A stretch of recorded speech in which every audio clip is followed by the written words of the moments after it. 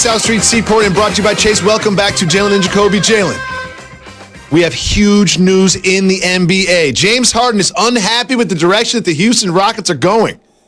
And if he were to be traded, his preferred destination would be to the Brooklyn Nets. He's spoken to Kevin Durant about it, according to our reporters. That would make Irving, Durant, and Harden all on the same team. What do you think about this potential move?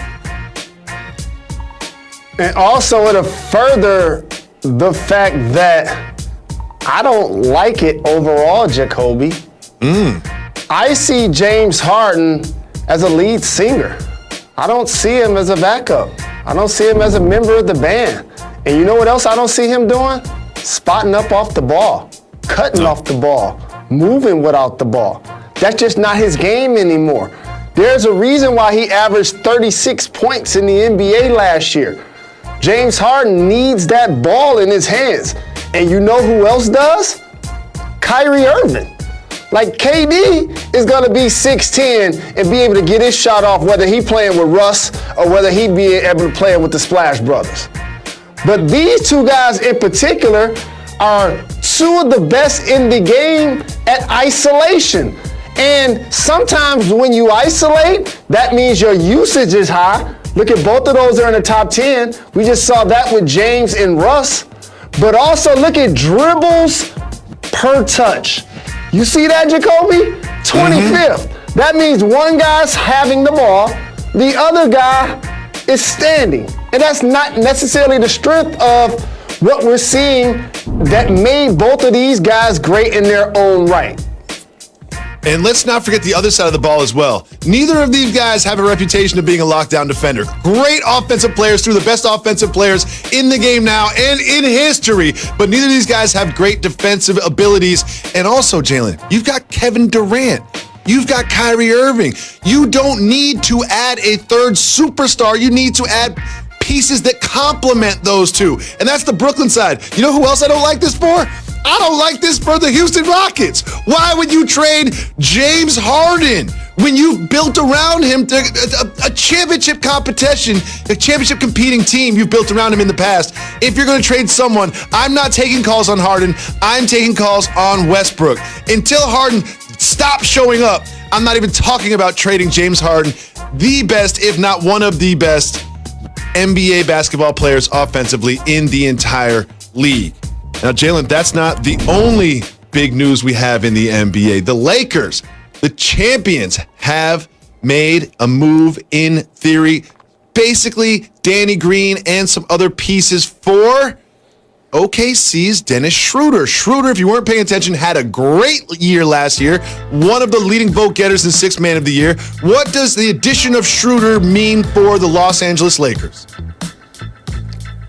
It solidifies them at the position because he can finish games, because he competes defensively, he can make an open shot, but also he can come off the bench. And his youthful enthusiasm and his athleticism is going to be something that allows the team to continue to play fast. And so he's going to be a guy that can now get you in 3-on-2s, 2-on-1s, and things of that nature, especially if they bring back Avery Bradley. So now all of a sudden you improve your backcourt by losing Rondo and Danny Green. You bring back Avery Bradley, plus you add Dennis Schroder. But here's what I want to say about the three letters on his jersey. OKC. Now, here's the pro. They have 15 picks, I think, over the next 3 drafts. But here's the con. They've become the best farm NBA system we have going in the league. Every time I look around, okay, you let James Harden go, okay, he just becomes an MVP. You let KD go, he becomes 2 times finals MVP. Russ is going to resurface. CP3 is going to resurface. Serge Ibaka went to Toronto, won a championship, and likely is going to end up with the Nets with KD again. So OKC, with Sam Presti, one of the best GMs in the league, here's my challenge to them for their fans. Are you guys rebuilding to rebuild, never to truly pay and to never truly contend?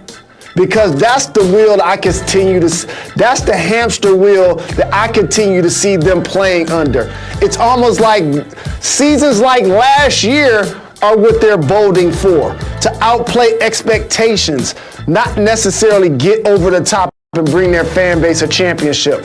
Hopefully these draft picks that they've stockpiled become great players so that their team doesn't continue to see their best players balling elsewhere.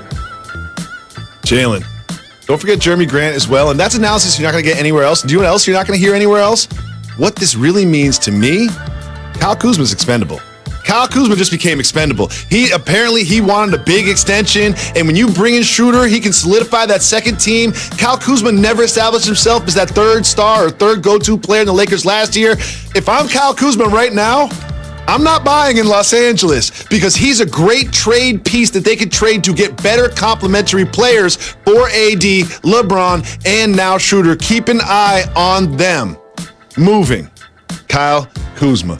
I want to talk about boxing for a second, Mr. Rose, because there was a fight on Saturday night. There was a fight Saturday night between your guy, Terrence Bud Crawford, and Kell Brook. What happened? Just tell me what happened. Yes, indeed.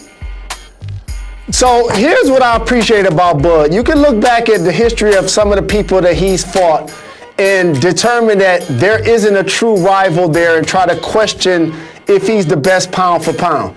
But one thing that gentleman does is, because he's a technician of the sport, he can fight in both stances. So he started this fight basically in a righty stance, Jacoby, and then all of a sudden he was getting hit by the Brooks jab. Then he switched it up southpaw, and then all of a sudden he started to dominate, and then he caught him with that basic straight punch coming in, and then it was lights out. And so for Terrence Crawford, and shout to Top Rank Boxing, I saw Bob Arum, my former boss, get into the ring and talk about some of the opponents that he would like to see Terrence Bud Crawford fight. And here's what I would say. We want to see that too. I want to see him fight Errol Spence as well, because Errol Spence wants to fight him also. So hopefully we're getting closer to that mega fight. That is the only next step in the great career of Terrence Bud Crawford. Jalen, there's an elephant in the room we have to address. And